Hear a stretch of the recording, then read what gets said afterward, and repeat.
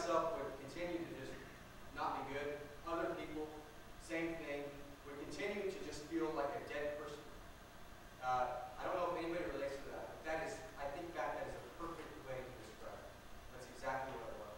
And the whole time I was trying to find things that would erase my memory. I remember, it sounds so stupid to me now, but I would. I was seriously trying to do that. I was a big fisherman, still a fisherman. I was waiting for the night when we would bat 5 for 5 with 5 home runs. If I could just catch enough fish one night, that'll probably do it. If I can have enough fun doing one thing, that'll do it. If I can go on a ski trip to Whistler or to eastern BC, that'll do it. And I did all those things. One night we caught 30 steelhead. If you're a fisherman, that's a crazy night. We caught so many fish, it was ridiculous. We were tossing them out of the net. We were trying to find the biggest ones that we could keep.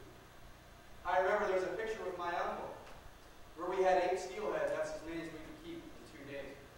We fished through midnight. We fished at night up there.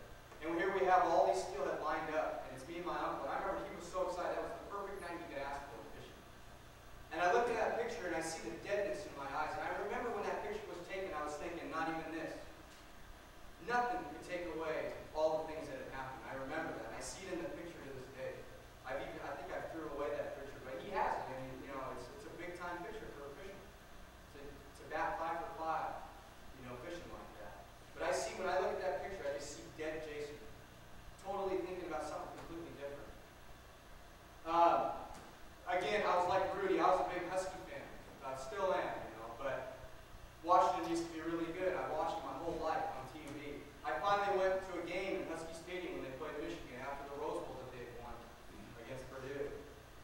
I was like Rudy walking into that place. To go into Husky Stadium, I love college football. The Michigan Wolverines, their big-time game, the first game of the season for both teams. And I remember I was going there with the purpose of erasing what I was thinking about. Even there, that'll get rid of it. I remember thinking that, as silly as that sounds. Opening kickoff, it's serene, it's fantastic. Opening kickoff, I remember I spaced out across the field and I said, no, not even this, it's still there. I remember thinking that. My uncle and cheering, it was a great game. But I remember thinking, right after opening kickoff, the most exciting part of the game, I just spaced out thinking, not even this, it's still there. So, that would continue. Again, I would try all different kinds of things. I tried going home and hearing how good I was, and I thought that would do it. No, I couldn't get away from it. I was just consumed completely. Nothing much would change again, and that's where it was kind of scary, because you know you're not going to change at all. You're going to continue to go. Nothing miraculous was going to happen. Well, another year would go by, and finally I made a trip to Wazoo. When we went to Wazoo, we went to have fun. That's Washington State. We went all out when we went there. We got the Garwood. We did everything we could to just have a good time. And I remember 2 things about that trip with my best friend. And one was this night we went out to a kegger, big house party. And it was pretty common for us to drink quite a bit and then drink more later. And this was kind of early in the night. And for some reason I was belligerent already. And that was strange for me. My friend was like, what's wrong with you? I don't know. But I remember I couldn't talk. I couldn't function normal. I was really blitzed. And I remember there was a bunch of people there, and I was getting frustrated because I was trying to talk to these people. And I just couldn't. I knew what they were doing. They started laughing at me because I was just a drunk idiot. But I remember it really frustrated me at the time. And it was like, no, you don't understand. I'm trying to speak to you, but you're just laughing at me. And I remember it just felt different. Something was happening to me. And I remember my friend said, hey, we're all going to go with that crowd. We're going to go to another party. Come along. And I said, no.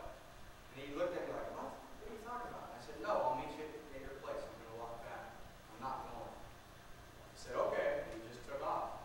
So then I went walking up Greek Road. It was really cold in the winter, so it kind of sobers you up and you get the cold air. So I remember I was, okay, I'm not going to get arrested, so that's good. I can actually walk now. And so I remember walking, and I passed by a big house party again. They're all over the place over there. And I remember just the music and everything, and I just stared, and I was going to go in. It was a standard operating procedure for me to go to any place like that and just walk in and have fun. And I remember that time, again, something was different that night. I just said, no, I'm not going. I'm not going to go there. And I just turned and I kept walking. Things were coming to a head, and I went to a fraternity where if we said our hometown name, you would get right in, because most of the kids from my hometown kind of went there. They had like 10 of them that went there. So the security guard, you just tell him, I'll shoot him. He would let you in. So he let me in. And I went on a beeline to their bathroom. I wasn't sick. I didn't have to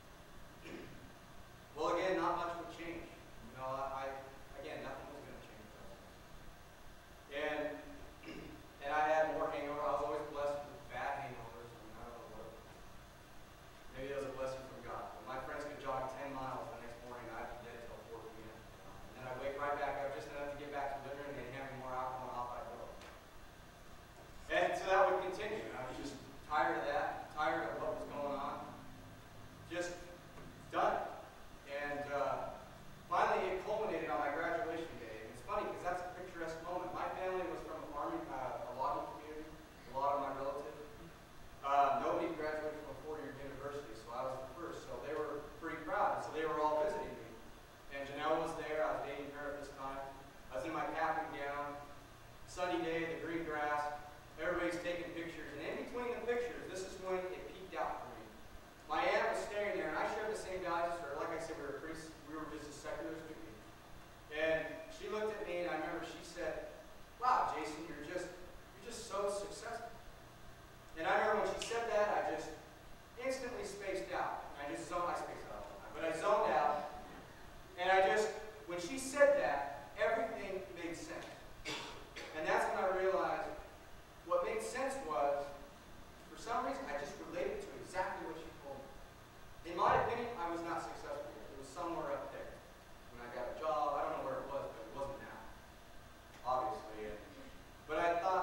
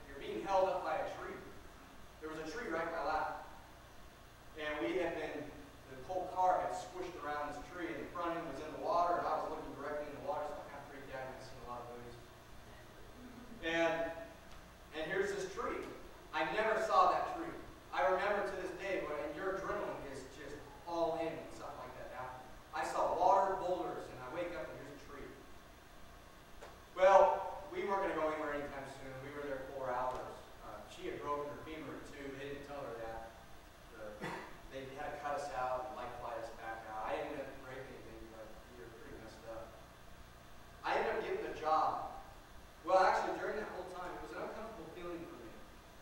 I'm kind of a scatterbrain kind of guy, and so I remember at the wreck, I was staring across, it was still daylight, and we were over a river, and I had no windshield anymore, so I was actually literally just looking out over the North Umpqua River. And the timber, it was dark by the bank, and I remember for the first time in my life, my two eyes focused on one point. And it sounds stupid, but that was the first time that I thought both eyes came together on one thing for the first time in my life. And I remember I didn't see a vision, but it came to a point like a cross. And I remember just staring at that river in silence just while this was going on for quite a while, where my eyes were on one point.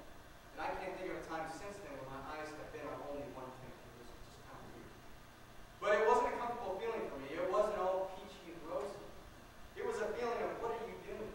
Let's get going. It's time to get going. What are you doing with your life? And that was what it was. Come on, let's go. Your life can be over like that. And I didn't understand that. And here I was comfortable, and next thing you know, a moment later, I'm in a complete disaster. I've never been in a wreck before. That's the only wreck to this day I've ever been in. And it was a nightmare. It was just a horrible experience. But I remember thinking, your life can be done in a heartbeat. And it should have been that day. But what was interesting, I ended up getting the job. I ended up working with the ODOT folks. The Oregon DOT is where I was applying. They were the first responders. The first guy that came around the corner, and his eyes were like that. Not sure what he was going to see. I ended up working on a project with him, and he was saying, Jason, the crazy thing was him and his partner, they were like, they had your car chained up and held up on the bank. We were way over this bank. It was very steep in the timber. I don't know how we didn't hit a tree in between, but we did. And they held you up while they cut you out and all that stuff, because they were afraid that you would fall into the river, that the tree would break. It's kind of a fragile tree. So they said as soon as you guys got out, we were all down there with the first responders, the response team, everybody, firefighters.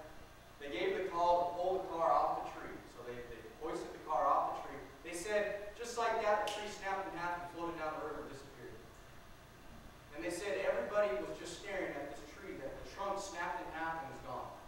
And he said nobody said a word. He said it was the strangest thing that he'd really seen, because it was bizarre.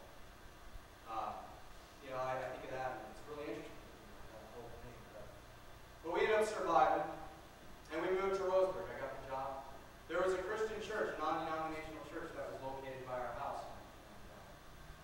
And we decided to go. I remember we didn't go all the time. We went off and on for a few months, and we would go and then not go, and then go. And I remember he would call like Pastor Ron would. He would make a call, and usually an invitation at most of his services.